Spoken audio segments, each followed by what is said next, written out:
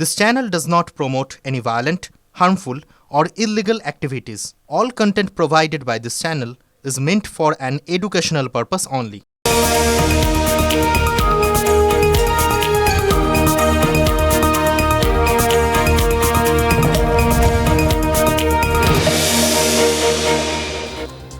দু সালের 26 এপ্রিল সন্দেশখালিতে গেছিল এনএসজি। আরও একটা জিনিস গেছিল যেটা দেখতে সবাই প্রভূত পরিমাণ ভিড় করেছিলেন সেখানে। আর শুধু সেখানে নয়, হয়তো টেলিভিশনের সামনেও সবাই খুব আগ্রহ নিয়ে ভিড় করেছিলেন, কারণ সেখানে আরেকটা কী গেছিল জানেন? রোবট। কেন গেছিল উত্তর 24 পরগনার এই সন্দেশখালিতে?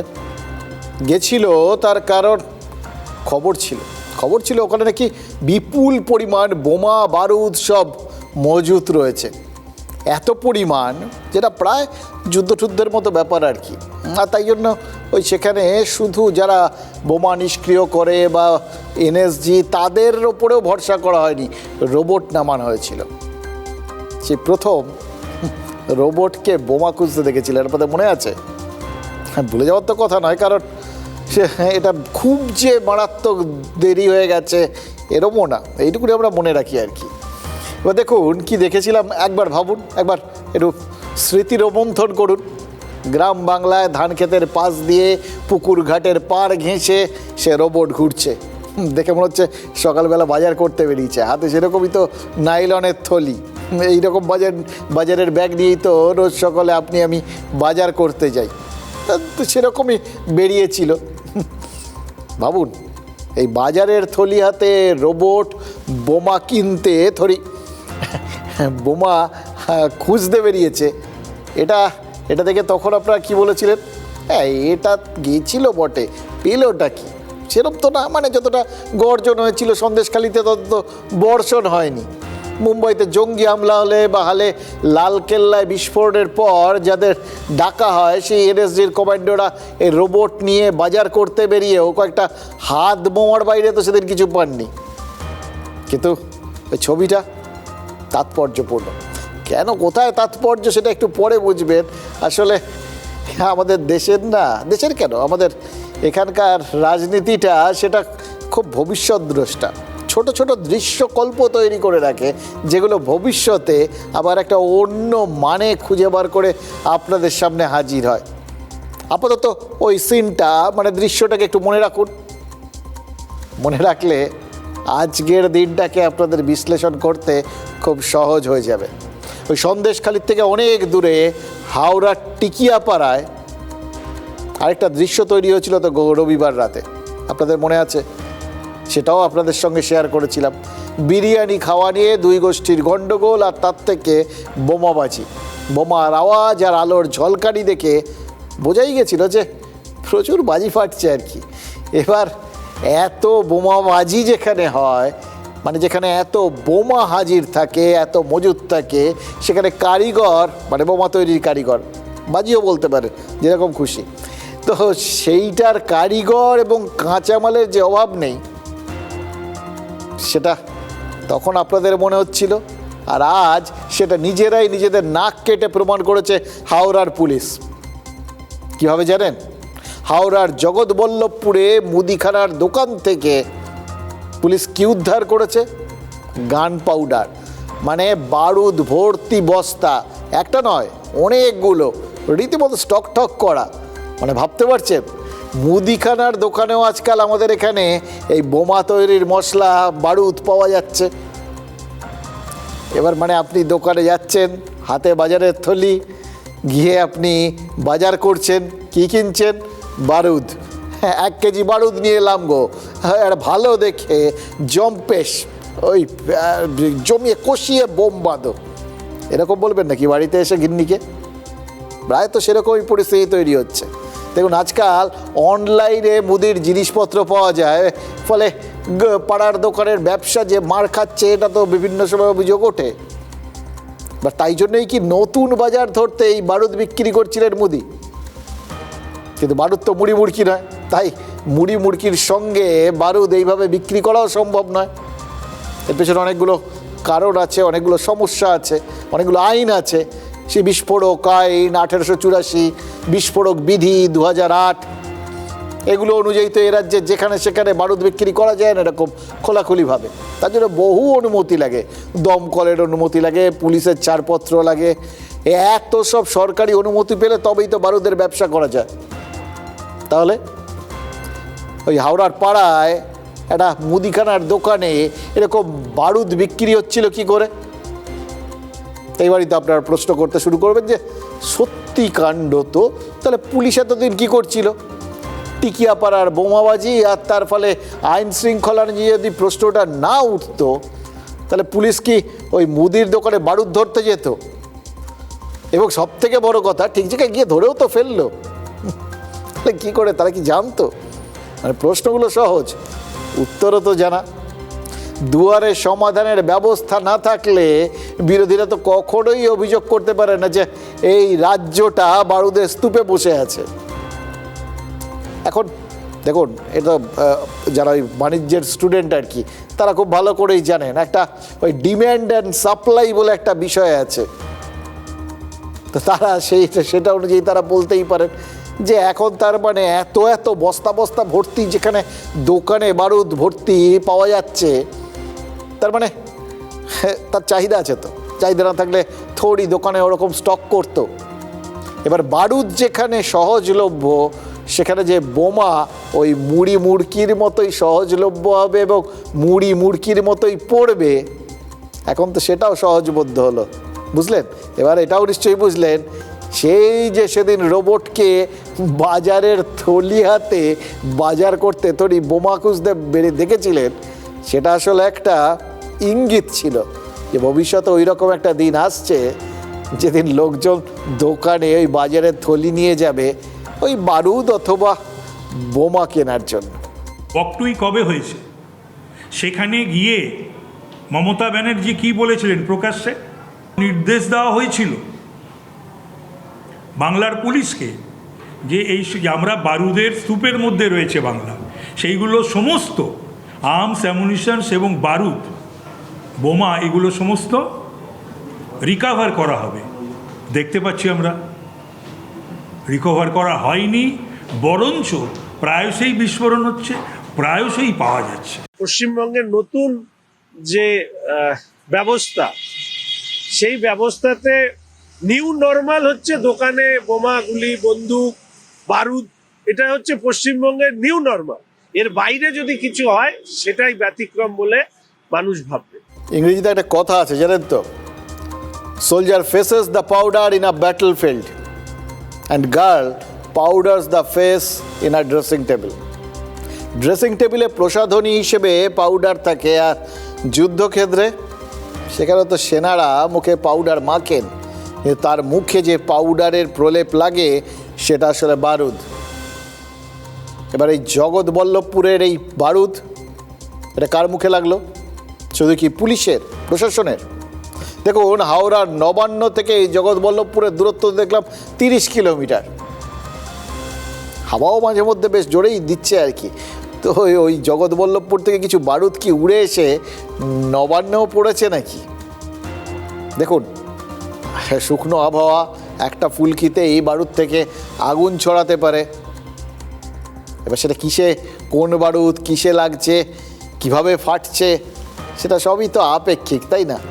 আজকে যে নবান্ন সভাঘরে মুখ্যমন্ত্রীকে যা বলতে শুনলাম, সেটাও তো পুরোটাই আগুনে বক্তব্য, সোজা বাংলায় চরম বিস্ফোরক বক্তব্য। 2019 সালে লোকসভা ভোটে বিজেপি 18টা আসন পাওয়ার পর সবাই যখন সেই ফলাফল কাটাছেড়া করতে ব্যস্ত ছিলেন, তখন মমতা বন্দ্যোপাধ্যায় কালীঘাটের অফিসে বসে কি বলেছিলেন? বলেছিলেন যে যাই বলুক তিনি ইফতারে যোগ দেবেন। লোকে বলে তিনি সংখ্যালঘু তোষণ করেন, বেশ করেন। এবং মমতা বন্দ্যোপাধ্যায় এটাও বলেছিলেন যে গরু দুধ দেয় তার লাথিও সহ্য করতে হয়। একথা বলার পরেই বিজেপি ওই দুধেল গাইটাই বিভিন্ন কিছু বলতে শুরু করে আর কি। বা দেখুন, এগুলো তো রাজনৈতিক চর্চা, কিন্তু এতদিন পর্যন্ত রাজ্যের 30% মুসলিম ভোট ব্যাংক প্রসঙ্গে মমতা বন্দ্যোপাধ্যায়ের ওই প্রতিক্রিয়াটাকেই সব থেকে শক্তিশালী বলে মনে করা হতো। মনে হতো এটাই তার মনের কথা, তিনি খুব স্পষ্ট ভাষায় সবার সামনে তুলে ধরেছে, কারোর মনে যাতে কোনো রকম ধোঁয়াশা না থাকে তার অবস্থান সম্পর্কে, এবং সেটা সগর্বে করছেন। কোনো রকম তাতে তার মনের মধ্যে ছুতমার্গ নেই, ইতস্তত ভাব নেই। এবার তারপর এতদিন পর আজ 7 বছরের মাথায় মুখ্যমন্ত্রী ফের ওই সংখ্যালঘুদের প্রসঙ্গে তার ধ্যান ধারণা সম্পর্কে মানুষকে আরেকটু পরিষ্কার করে দিলেন, একেবারে আগুনে বক্তব্য বিস্ফোরকভাবে করে দিলেন, এবং যথারীতি আলোচনা শুরু হয়ে গেল। কারণ বিধানসভা ভোটের আগে মমতা বন্দ্যোপাধ্যায় ফের শুধু যে পুরনো কথা মনে করিয়ে দিলেন না, দুটো জিনিস মনে করিয়ে দিলেন। এক, বাংলার রাজনীতিটা এই মুহূর্তে সত্যি সত্যি জাতপাত এগুলো বলবেন তো, এগুলো না, আসলে বিজ্ঞান নির্ভর, অঙ্ক নির্ভর, এবং সেই অঙ্কটা তিনি অত্যন্ত ভালো জানেন। তাতে কে কি বলল না বলল তাতে তার কিচ্ছু এসে যায় না। তিনি তার হিসেবে, তার ফর্মুলায় যে অঙ্কটা যেভাবে সামনে আসা উচিত সেটাই সবার সামনে কষে দেখিয়ে দিতে পারেন।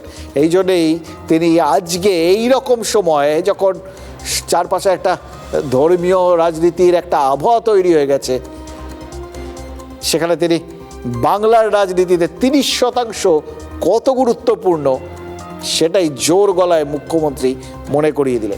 ऐसा बात है कि अगर हमारा 30% कोई कम्युनिटी का आदमी हो, हम झगड़ा करेगा तो वो रोज रोड अवरोध करेगा, वो आपको कंपनी बंद कर देगा, हमारा जीने हराम कर देगा। तो ऐसे 26% हमारा शेड्यूल कास्ट भी है, हमारा 6% ट्राइबल भी है। आप ट्राइबल का ऊपर देखो, एक भी चीज़ होता है ना तो रेल रोक करके बैठता है, वो नहीं उठता है। तो इसी के लिए हम तो नहीं चाहते हैं, हम चाहते हैं सब बराबर रहे, अपना अपना का माफिक, कोई किसी का बातों में इंटरफेयर नहीं करेगा। कोई दंगा लगाने चाहते हैं वोट के लिए, लेकिन हमको रहने पड़ता है 365 दिन। इसमें आप लोग शांति से रहेंगे, आपका परिवार अच्छा से रहेगा, आपका चिंता करने का ज़रूरत नहीं रहेगा। आप शांति से कम लोग, शांति बराबर रक्षा करना ये हमारा काम है। And I can assure you that Bengal is for all. This is your homeland. This is your motherland. দেখুন, এইটা কিন্তু সত্যি কথা, এটা আমরা সবাই বলি, বলতে চাই, ভাবতে চাই, বিশ্বাস করতে চাই যে বাংলাটা সবার জন্য, সবার জন্মভূমি, ধাত্রীভূমি, বাংলার মাটি সবার জন্য। এতদিন ধরে তো বাংলা এই আদর্শে, এই ভাবনাতেই বিশ্বাস করে এসছে। শক, হুন্দল, পাঠাল, মোগল কত কিছু এসে ঘুরে মিশে কি কাণ্ড নাই হয়েছে বলুন তো এতগুলো বছর ধরে। এই যে এখন যে হানাহানি, মারামারি, এগুলো কোনো মানে হয়?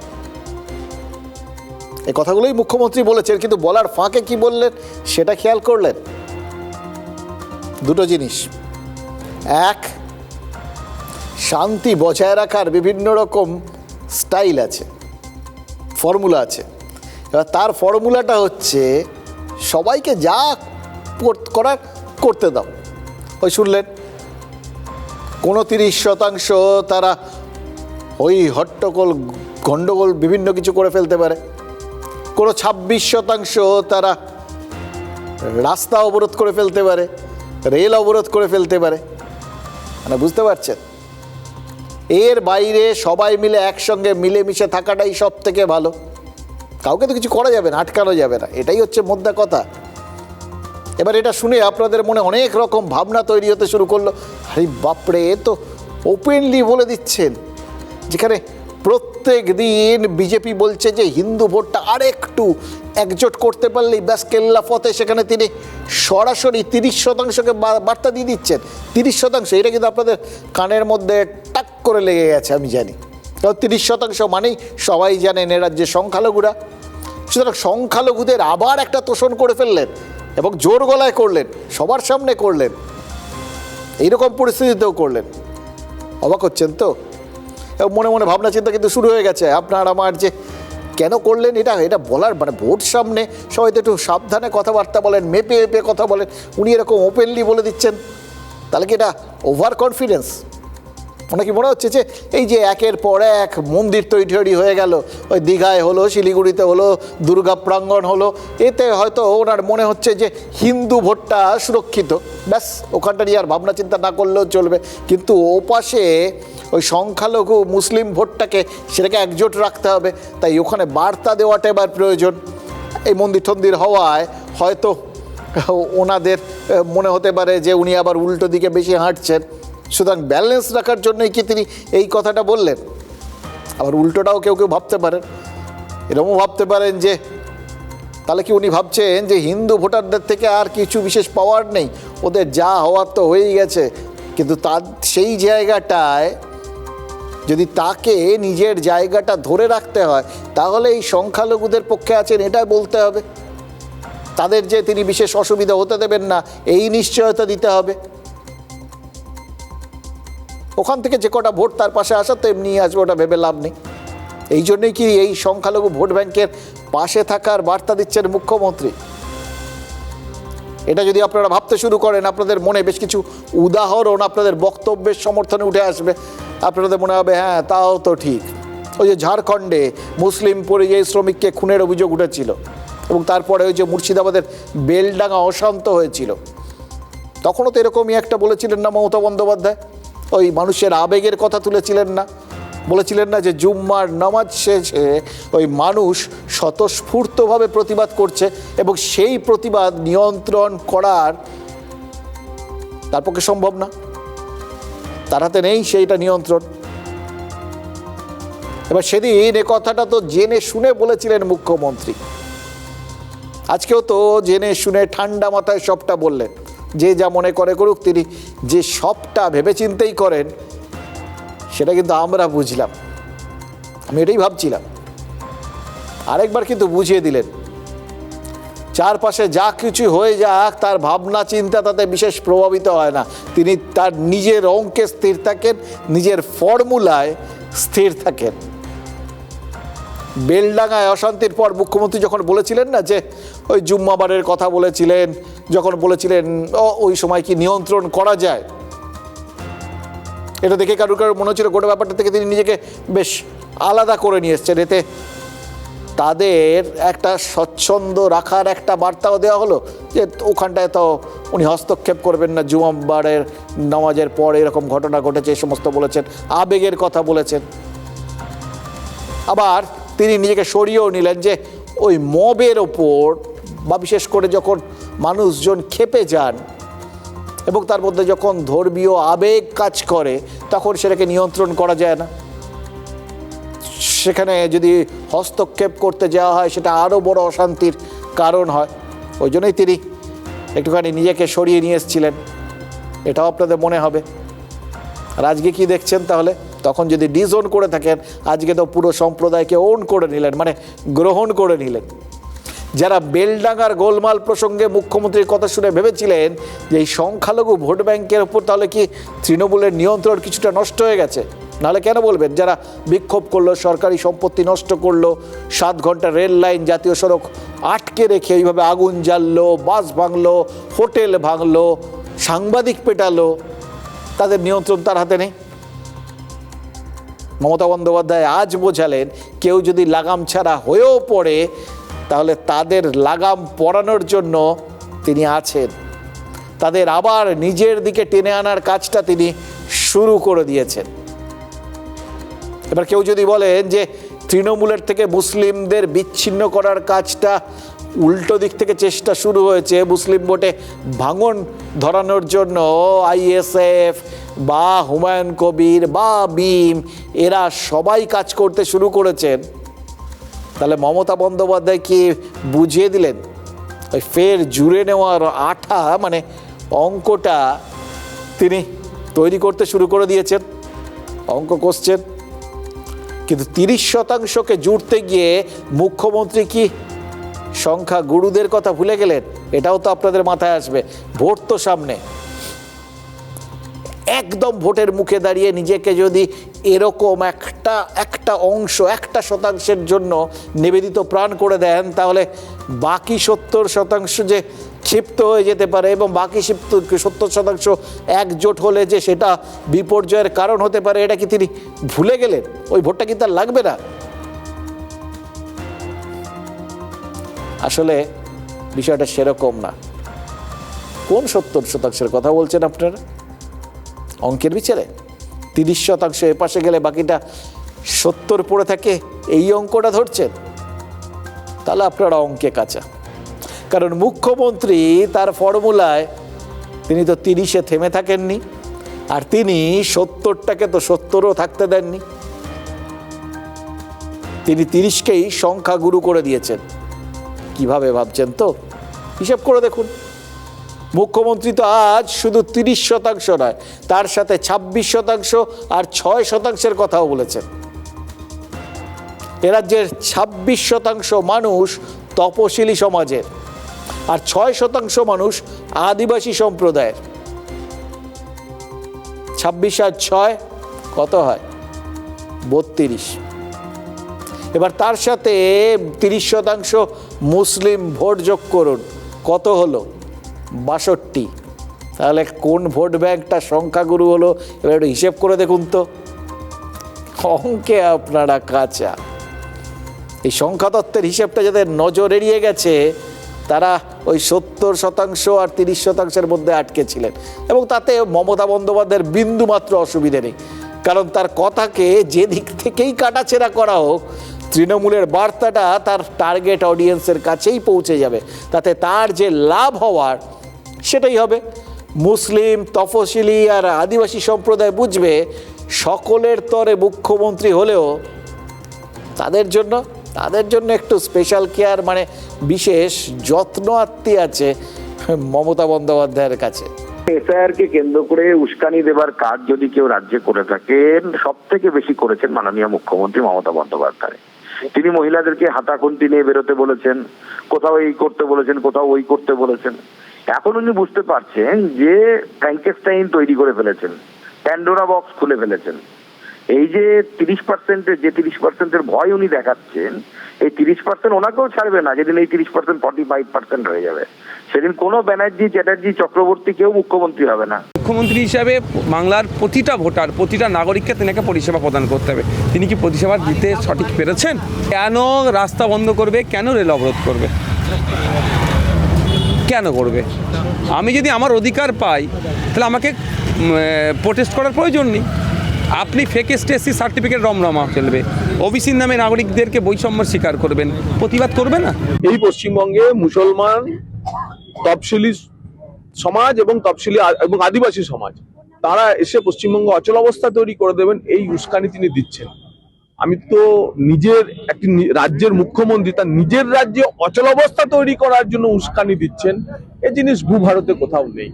বারবার মনে হয় যে রাজ্যের মুখ্যমন্ত্রী তিনি কি পশ্চিমবঙ্গকে পশ্চিম ভারতবর্ষের অঙ্গরাজ্য হিসেবে দেখেন না। পুলিশ প্রশাসন যদি তৃণমূলকে দেখলে টেবিলের তলায় লুকিয়ে পড়ে, তাহলে কারা এই ধরনের অশান্তি তৈরির চেষ্টা থামাবে? মুখ্যমন্ত্রী যদি তার ইশারা ইঙ্গিতে আরএসএস শাখা প্রশাখা তৈরি করে, বিজেপির নেতারা পাড়ায় পাড়ায় ধর্মজাতের রাজনীতি করার জন্য ময়দান প্রস্তুত করেন এবং তাতে তৃণমূলের নেতারা যুক্ত থাকেন, তাতে করে কে কাকে থামাবে? এখানে তো শোলে সিনেমার মতো হচ্ছে ব্যাপারটা, যে আধে ইধার যাও আর আধে উধার যাও, বাকি মেরে পিছ যাও। ধর্মজাতের রাজনীতি হচ্ছে, অর্ধেক বিজেপির দিকে যাওয়ার চেষ্টা করা হচ্ছে, নিয়ে যাওয়ার চেষ্টা, অর্ধেক তৃণমূলের দিকে নিয়ে যাওয়ার চেষ্টা করা হচ্ছে।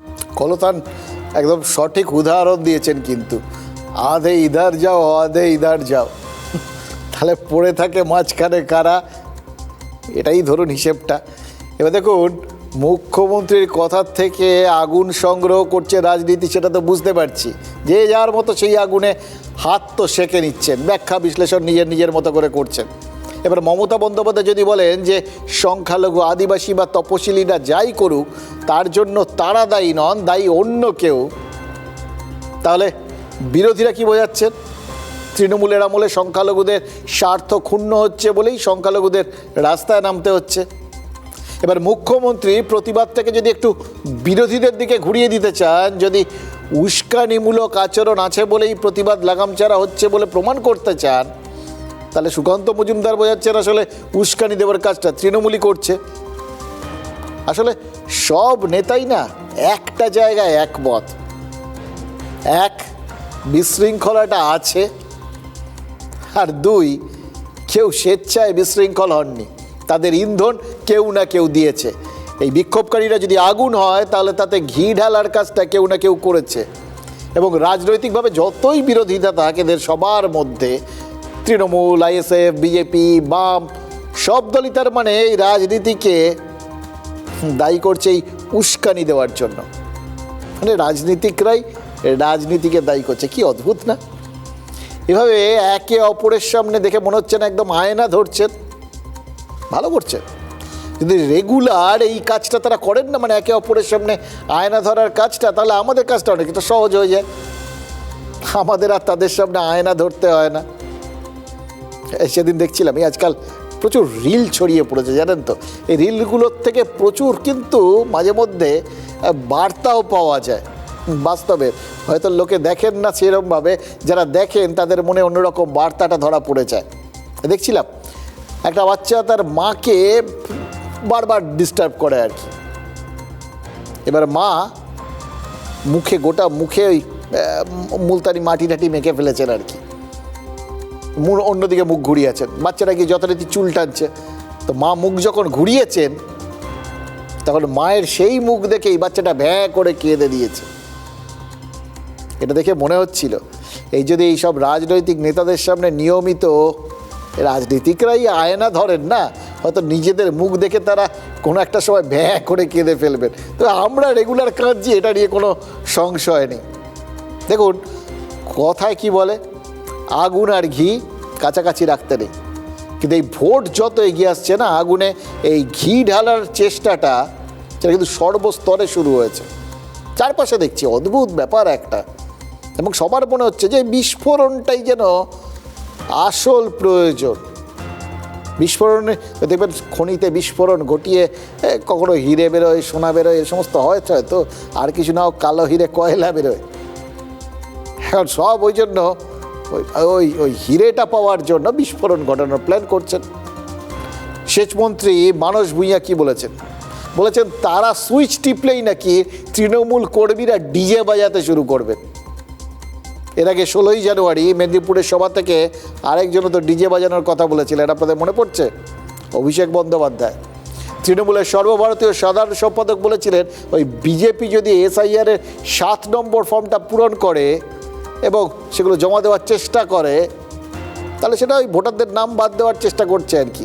সুতরাং যখন তারা এই ফর্মগুলো জমা করতে যাবে, তাহলে তৃণমূল রবীন্দ্রসঙ্গীতের সঙ্গে সঙ্গে মাঝে মধ্যে ডিজে বাজিয়েও শোনাবে। এবার ভাবুন, এই ডিজের সুর কীরম আমরা জানি না, এই রবীন্দ্রসঙ্গীত কোন সুরে শোনা যায় আমরা জানি না, মানস ভূঁইয়া কীরকম ডিজে বাজাতে বলছেন সেটাও আমরা জানি না। কিন্তু কিছু যে একটা বলছেন এবং সেটা যা বলছেন তাহা মিন করছেন না, বোঝাচ্ছেন না, সেটাটুকুনে আমরা বুঝতে পারছি।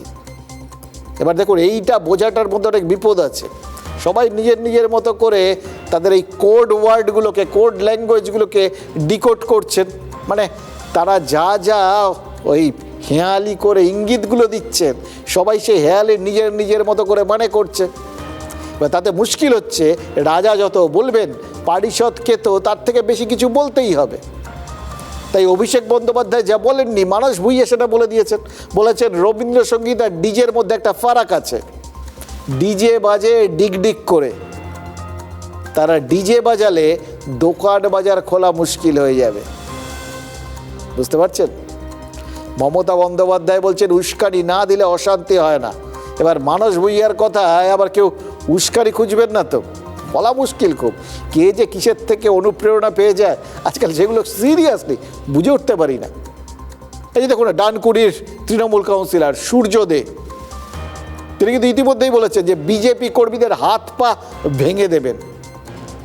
যে বললাম, কে যে কার কথায় অনুপ্রাণিত হচ্ছেন আর কোন অনুপ্রেরণা যে উস্কানিমূলক, সেটা বলা বা বোঝা কিন্তু ক্রমশ মুশকিল হয়ে যাচ্ছে। রবীন্দ্রসঙ্গীত চলবে, একটু ডিজেও ঢাক ঢাক ঢাক ঢাক করে বাজবে। ডিজে মানে বুঝতে পারছেন? বুঝতে পারছেন? আমরা যদি সুইচ টিপে যেসব ছেলে ছোকরা আছে বলে দিই একটু ডিজে বাজিয়ে দে, কি হবে? বেরোতে পারবেন রাস্তায়? পারবেন? চায়ের দোকান খোলা থাকবে, মিষ্টি দোকান, সেলুন দোকান খোলা থাকবে, একটু ডিজে বেজে যাবে, কি হবে তাহলে? আমি, আপনারা জানেন যে আমি চা খেতে গেলে বিজেপিতে ডানকুনিতে যত ছেলে আছে তার থেকে বেশি ছেলে আমার সাথে চা খেতে যায়, অত সোজা নয়।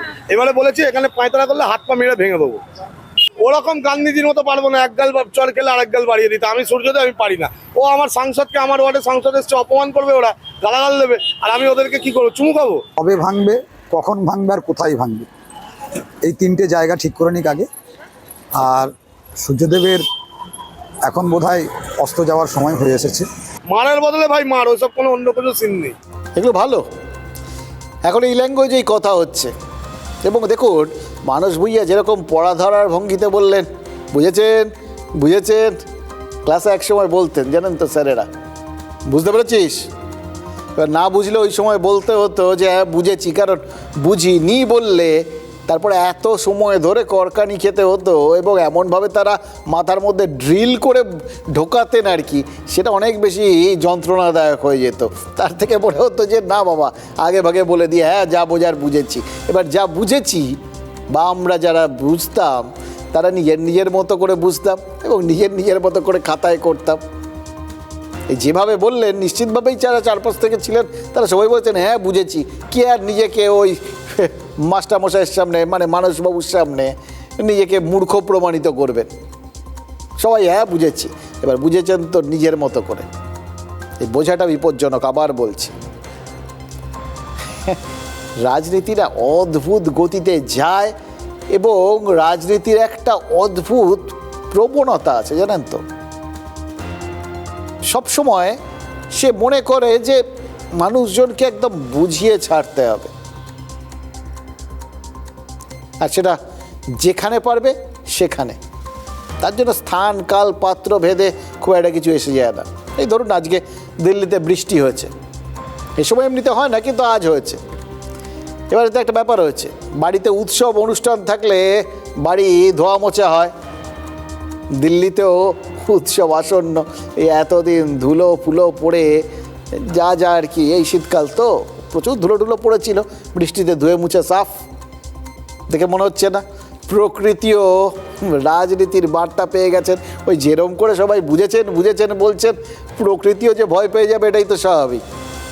আগামীকাল সংসদের বাজেট অধিবেশন তো শুরু হচ্ছে, আবার বাড়িতে অতিথি আসারও খবর আছে।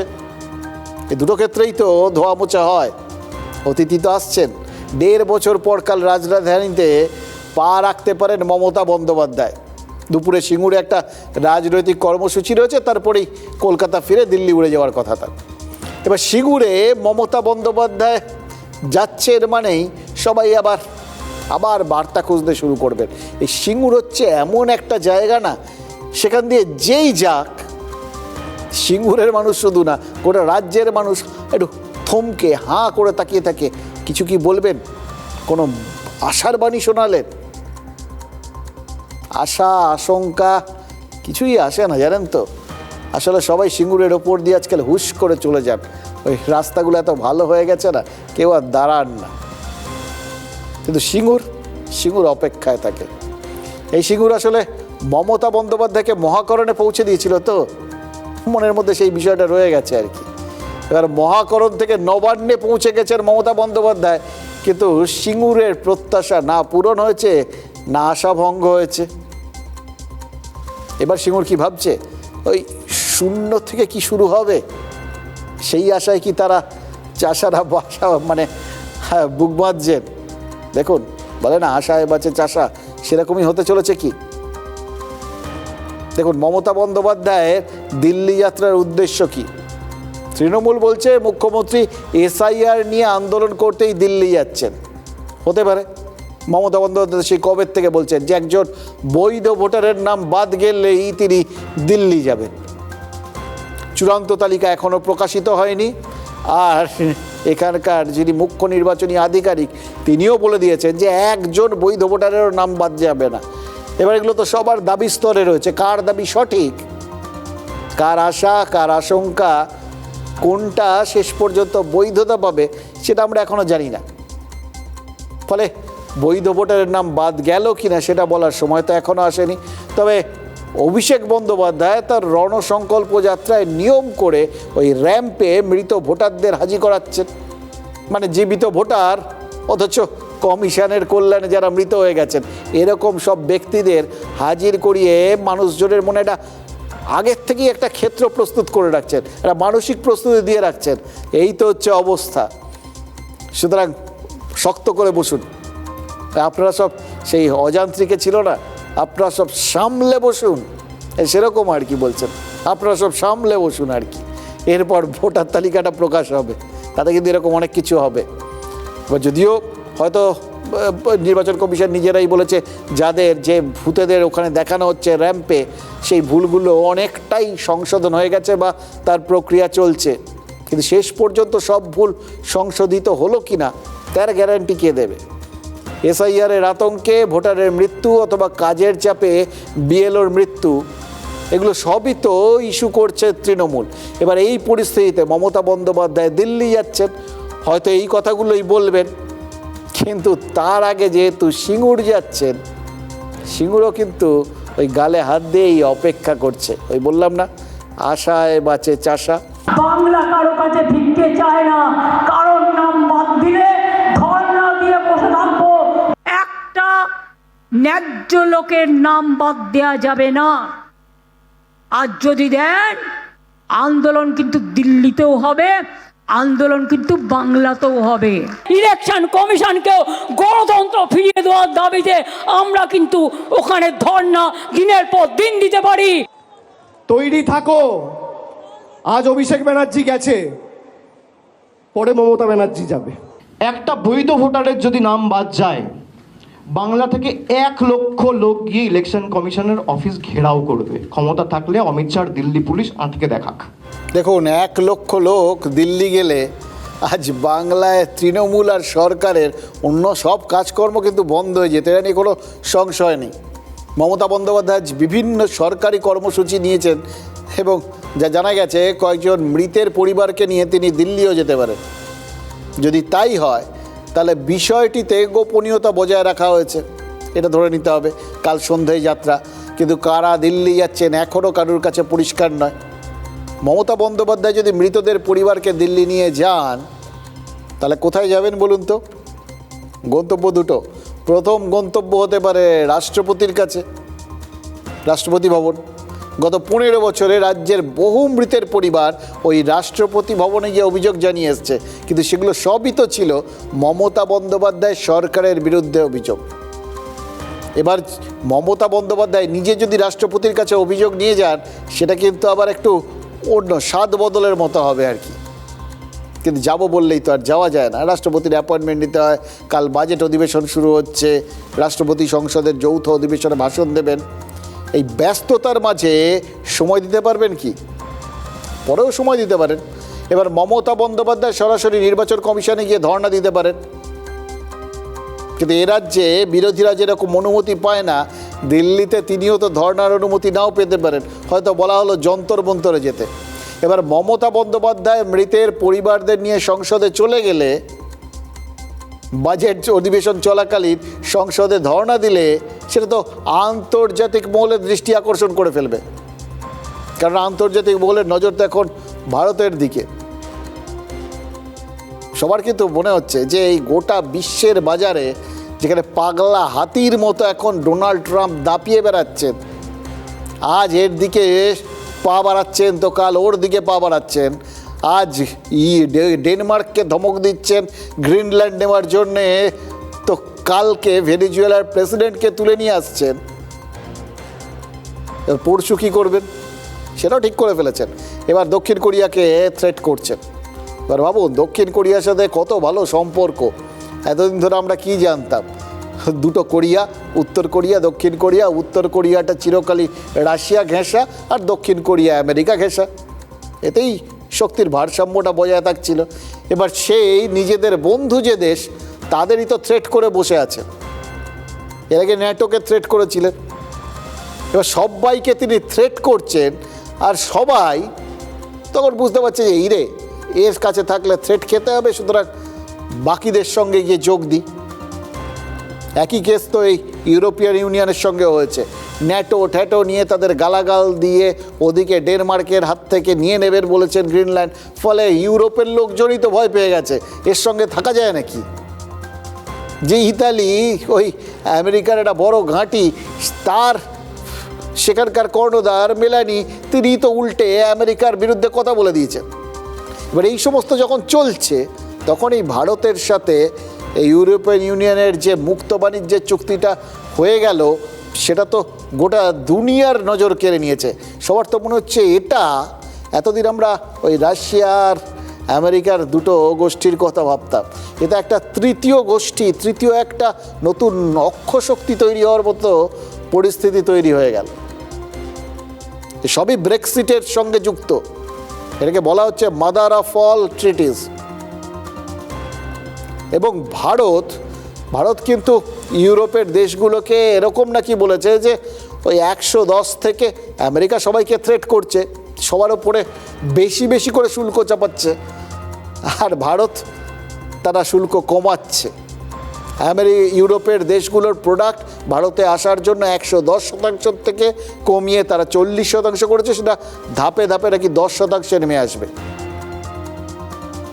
এবার দেখুন, যে গাড়িগুলোর ক্ষেত্রে এগুলো করা হচ্ছে সেগুলো ওখানে খুব দামি গাড়ি, 80 লাখ টাকার উপরে ধরুন দাম। এবার ওই রকম দামের গাড়ি ভারতের কোনো সংস্থা তারা বানায় না, ফলে ভারতীয় সংস্থাগুলোর বাজার কোনোভাবেই মার খাবে না।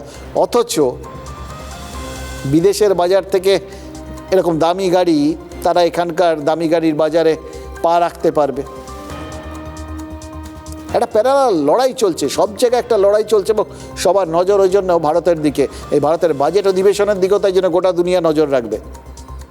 কিন্তু এইরকম এহেন পরিস্থিতিতে সংসদে যদি কোনোভাবে ধর্ণা দিতে পারেন, বা দিল্লিতে মমতা বন্দ্যোপাধ্যায় যদি ধর্ণা দিয়ে ফেলতে পারেন, একটা হইচই কাণ্ড করে ফেলতে পারেন, তাহলে তো সবার নজরটা তিনি কেড়ে ফেলবেন, এবং তার এই দিল্লি অভিযানের গুরুত্বটা বহুগুণে বেড়ে যাবে। প্রশ্ন শুধু একটাই, সংসদে মমতা বন্দ্যোপাধ্যায়ের ঢোকা যতটা সোজা, এই মৃতদের পরিবারের ঢোকা তো ততটাই কঠিন। তাহলে কি এসআইআরের কারণেই যারা মারা গেছেন বলে অভিযোগ, তাদের পরিবারকে নিয়ে দিল্লির কনস্টিটিউশন ক্লাবে প্রেস কনফারেন্স করবেন? তাহলে তো এই প্রশ্নটা উঠবে যে এই ডিজিটাল যুগে প্রেস কনফারেন্স করার জন্য দিল্লি যাওয়ার কি প্রয়োজন?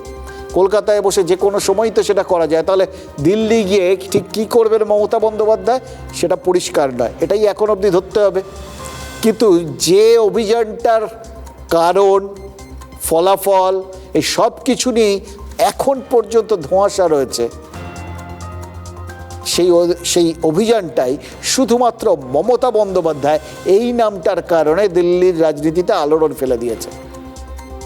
দেখুন, তৃণমূল বলবে যে শহর যার জন্য ধুয়ে মুছে পরিষ্কার করে রেখে দিয়েছে প্রকৃতি, কারণ বাংলার অতিথি আসছেন, আর গোটা বিশ্ব তারা ভাববে এই মুহূর্তে ভারত, তাদেরকে কেন্দ্র করে তারা যে ভাবনাটা চিন্তাগুলো করছেন, সেই ভারত তারা ঠিক আছে তো, সেখানে আবার অস্থিরতা কিছু নেই তো।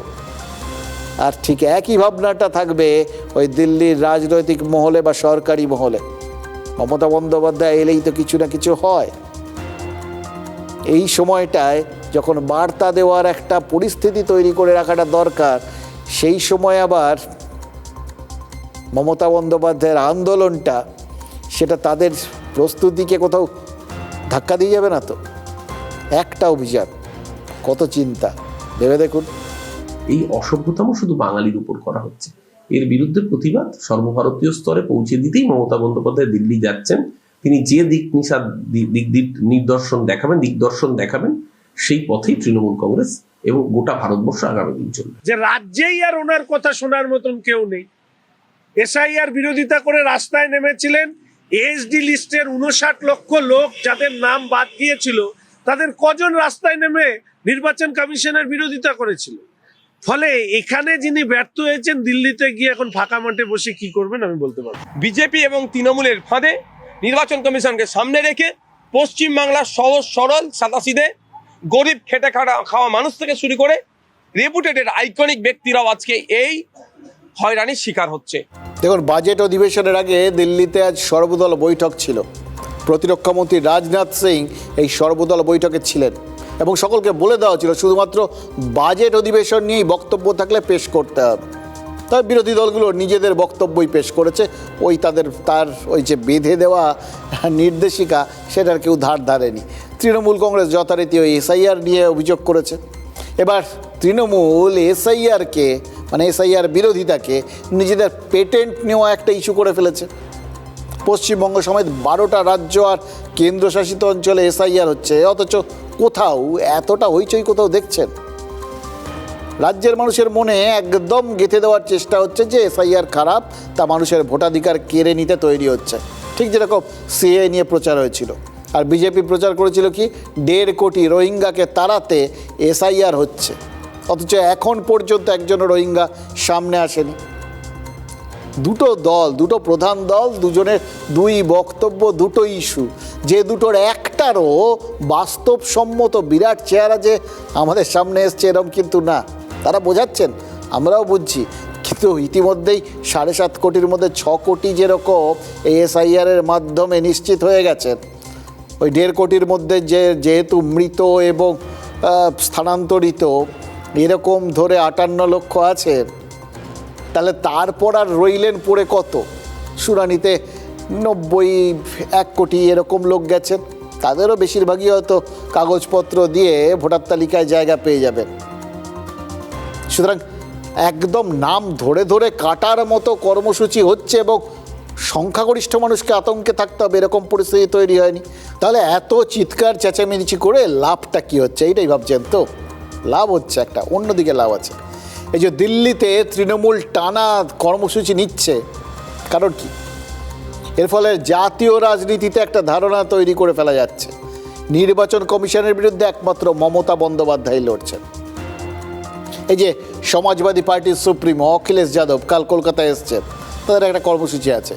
আজ নবান্নে গিয়ে মমতা বন্দ্যোপাধ্যায়ের সাথে দেখাও করেন অখিলেশ। তিনি তো বলেই দিলেন মমতা বন্দ্যোপাধ্যায় কেন্দ্রীয় এজেন্সিকে বেগ দিচ্ছেন, পুরো দেশে একমাত্র বিজেপিকে হারাচ্ছেন কে?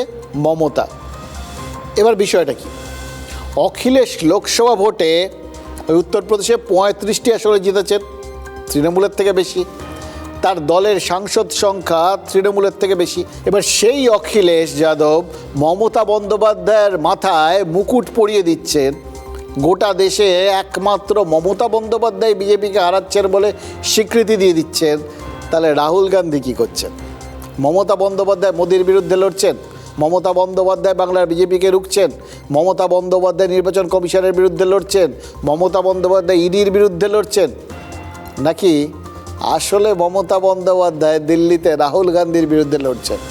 মমতা বন্দ্যোপাধ্যায় মোদিকে প্রধানমন্ত্রীর কুর্সির থেকে সরাতে চান, নাকি রাহুল গান্ধীকে ওই বিরোধী ঐক্যের কুর্সির থেকে সরাতে চান? নাকি মমতা বন্দ্যোপাধ্যায় আসলে নিজের রাজ্যেই নিরুপদ্রবে থাকতে চান, আর তাই জন্য দিল্লিকে তিনি বা জাতীয় রাজনীতিকে তিনি ব্যবহার করছেন, সেই লক্ষ্যেই দিল্লিকে ব্যতিব্যস্ত রাখার পরিকল্পনা তার? কোনটা ঠিক? পরপর প্রশ্ন, যেগুলোর উত্তর বাংলায় নেই, রয়েছে দিল্লিতে। মমতা বন্দ্যোপাধ্যায় দিল্লির মাটিতে পা না রাখা অবধি এগুলোর উত্তর মিলবে না। पूरे देश में अगर भारतीय जनता पार्टी से कोई मुकाबला कर रहा है तो यहाँ की मुख्यमंत्री आदरणीय ममता बनर्जी जी मुकाबला कर रहे हैं। আগে উনি উত্তরপ্রদেশ সামলান, এখানে তাকে দেখে কে ভোট দেবে? উত্তরপ্রদেশে দিদি গিয়ে উল্টাপাল্টা হিন্দি বলেন, একটা ভোটও বাড়ে না। উনি এসে এখানে দিদির গুণগান করলে কে ভোট দেবে? बिहार के लिए एसआईआर आया कि नहीं आया वो अलग बात थी, लेकिन एसआईआर जो लेकर के आए हैं ये लाए हैं आपके स्टेट वेस्ट बंगाल के लिए, और जानबूझ करके इलेक्शन कमीशन की जिम्मेदारी ये बनती है वोट बढ़े। पहली बार ये देखने को मिल रहा है कि election commission Bharatiya Janata party उनका लक्ष्य है कि ज्यादा से ज्यादा वोट यहाँ पर काट दें। বোঝা যাচ্ছে যে এরা নির্ভর করে মৃত ভোটারদের ওপরে, ভুয়ো ভোটারদের ওপর, নো এক্সিস্টেন্স ভোটারদের ওপরে এবং অনুপ্রবেশকারীদের ওপর। यहाँ की जनता अपनी दीदी के प्रति जो प्यार लगाव है वो पुनः यहाँ से मुख्यमंत्री बनने जा रहे हैं। बीजेपी की लड़ाई जो वो है वो हारने की लड़ाई है उनकी, वो सोचते हैं कि इज्जत से हार जाए। নিজেদের দোকান বন্ধ হয়ে যাচ্ছে, এখানে এসে বললে কি শুনবে? मुझे खुशी है कि दीदी ने ईडी को हरा दिया और Bharatiya Janata party pen drive का पेन नहीं भूल पा रही है। ফাইল চুরি করাটাকে যদি হারানো বলা হয়, না অখিলেশ আর না রাজ্যের মাননীয় মুখ্যমন্ত্রী মমতা ব্যানার্জি, ওনার জাহাজ ডুবেছে আর এনার জাহাজ ডুবতে চলেছে। अखिलेश बहुत बढ़िया काम करते हैं, उसको आगामी भविष्य के लिए मेरा बहुत शुभकामना है। দেখুন, উত্তরপ্রদেশেও এসআইআর হচ্ছে, ওখানেও নাম বাদ যাচ্ছে। ওখানে অখিলেশ যাদবকে এই আন্দোলনে নামতে দেখেছেন? নেই। কিন্তু এই বাংলায় এসে তিনি এসআইআর নিয়ে মুখ খুলছেন, নিজের রাজ্যে খোলার কোনো জায়গা নেই। একবার বলছেন না কেন যে উত্তরপ্রদেশে যাদের নাম বাদ যাচ্ছে সেগুলো সব গণ্ডগোল, বৈধ ভোটারদের নাম, নাকি নির্বাচন কমিশন উত্তরপ্রদেশে যা করছেন একদম ঠিকঠাক করছেন, যা গণ্ডগোল বাংলাতেই করছেন। এই রাজনৈতিক নেতারা যে কোন জিনিসটাকে ঠিক আর কোন জিনিসটাকে ভুল বলবেন, একই জিনিসকে সে এবং কোথায় হ্যাঁ ঠিক বলবেন, কোথায় ভুল বলবেন, সে সব কিছুই কিন্তু একটা বড় ধাঁধা, জানেন তো। আরেকটা জিনিস খেয়াল করে দেখুন, তৃণমূলের অন্যতম অভিযোগের জায়গা হচ্ছে ভিন রাজ্যে বাঙালি পরিযায়ীদের হেনস্থা করা হয়, অথচ অখিলেশ যাদব উত্তরপ্রদেশে এই বাঙালিদের হেনস্থা নিয়ে একটা কথাও বললেন না। এটা দেখে আপনাদের কি মনে হতে পারে? অখিলেশ কি যোগী আদিত্যনাথকে ওই গোটা মাঠটাই খোলা ছেড়ে দিয়েছেন নাকি? নাকি বিরোধী হলেও ভিন রাজ্যে গিয়ে নিজের রাজ্যের নিন্দে করবেন না বলেই তিনি নিজের রাজ্য নিয়ে একটা কথাও বলছেন না? নাকি বাংলাদেশে হিন্দু নিগ্রহকে কেন্দ্র করে গো বলায় যে বাঙালি বিদ্বেষ ছড়ানো হচ্ছে, অখিলেশ তার নিন্দে করে নিজের যাদব ভোট ব্যাংককে চটাতে চান না? তাই জন্যই কি তিনি তার রাজ্যে এসআইআর বিরোধী আন্দোলন করছেন না আর বাংলায় এসে জলঘোলা করছেন? নাকি তৃণমূলের মতো বিরোধী দলগুলো, হয় বাকি দলগুলো মানে যত বিরোধী আছে আর কি, তারা মমতা বন্দ্যোপাধ্যায়ের ওপরেই বডি ফেলে দিয়েছে? তৃণমূলের নেতারা সারা বছর নানা অভিযোগের জন্ম দেন আর ভোটের মুখে উদ্ধারের দায়িত্ব পড়ে মমতা বন্দ্যোপাধ্যায়ের ওপর। বাকি বিরোধীরা দেখে দেখে সেটাই কি শিখে নিয়েছেন? তারা মোদির সঙ্গে শত্রুতা করবেন না, সুতরাং মমতা বন্দ্যোপাধ্যায়কে এগিয়ে দাও, তুমি এগিয়ে যাও, আমরা তোমার পেছনে আছি, সেই পুরনো চেনা স্লোগান। এবার যখন আপনি এগিয়ে যাবেন দেখবেন পেছনে কেউ নেই। এইরকম একটা পরিস্থিতিতে দিল্লিতে যাচ্ছেন মমতা বন্দ্যোপাধ্যায়। এবার অতিথি সৎকারের জন্য রাজধানী তো তৈরি, কিন্তু প্রশ্ন তো উল্টো, মমতা কি দিল্লিতে অতিথি? অতিথি তো তাকে বলে যার আসার কোনো তিথি থাকে না, কিন্তু মমতা বন্দ্যোপাধ্যায় তিনি তো তিথি ছাড়া দিল্লি যান না। ওই 2021-এ মুখ্যমন্ত্রী হওয়ার পরেই তিনি দিল্লি গেছিলেন, তখন সংসদের বাদল অধিবেশন চলছে। সে বছরই নভেম্বরে দিল্লি গেছিলেন, শীতকালীন অধিবেশনের ঠিক আগে। নীতি আয়োগের বৈঠকে যোগ দিতে শেষবার দিল্লি গেছিলেন 2024 সালের জুলাই মাসে, তখন সংসদের বাদল অধিবেশন চলছিল। কাল থেকে আবার বাজেট অধিবেশন শুরু হচ্ছে। এবার মমতা বন্দ্যোপাধ্যায় যদি এসআইআর নিয়ে বিক্ষোভ দেখারই উদ্দেশ্য হতো, যখন খুশি যেতে পারতেন। বেছে বেছে সংসদীয় অধিবেশনের সময় কেন যাচ্ছেন? এবার দেখুন, ওই বলছিলাম সিঙ্গুরের মানুষ মানেই তো এখন ওই আশায় বাঁচে চাষার একটা বিজ্ঞাপন হয়ে গেছেন, হয়তো এবারও তারা সেই আশাতেই রয়েছেন। দেখুন, মাঝখানে একটুখানি বলে আবার দিল্লিতে চলে গেলাম কেন, তার কারণটাও ওইটা, সবাই ছুঁয়ে যাচ্ছেন কিন্তু সিঙ্গুর নিয়ে কিছু বলছেন না, সেখান থেকে অন্য জায়গায় চলে যাচ্ছেন। ঠিক মমতা বন্দ্যোপাধ্যায় যেরকম সিঙ্গুর ছুঁয়ে দিল্লি চলে যাবেন, মূল লক্ষ্য ওখানে, কিন্তু যাচ্ছেন সবাই। 1.5 দশক পর ফের সিঙ্গুর নিয়ে ঘুরপাক খাচ্ছে রাজ্যের রাজনীতি, তাই না? দেজে ভু বলে একটা ফরাসি শব্দ আছে, যার মানে এমন একটা মানসিক অবস্থা যখন চোখের সামনে কিছু দেখলে মনে হবে এই ঘটনা আগে কোথাও দেখেছি। এই ভোটমুখী বাংলায় সিঙ্গুর নিয়ে রাজনীতি দেখে অনেকেই দেজা ভু বলতে পারেন, কিন্তু সেক্ষেত্রে আরেকটা উদাহরণ তো পেয়ে যেতে পারেন, তবে সেটা মর্মান্তিক। আনন্দপুরের এই ভয়াবহ আগুন দেখে আপনার মনে পড়ে যেতে পারে 1.5 দশক আগে ওই স্টিফেন কোর্টের কথা। এই আলোচনাগুলো কালকে আপনাদের সামনে করেছি। অনেকেই মনে করেন যে বামেদের বিদায় সেই মর্মান্তিক ঘটনারও প্রভাব ছিল। স্টিফেন কোর্টের সঙ্গে আনন্দপুরের মৃত্যুর মিছিলের একটা মিল আছে, আবার বড়সড় একটা অমিলও আছে, সেটা হলো রাজনৈতিক। দেখুন অদ্ভুত লাগছে, বিশ্বাস করুন। আজকে পর্যন্ত, আজকেও দেখছিলাম যে এখনো 25 জন নিখোঁজ।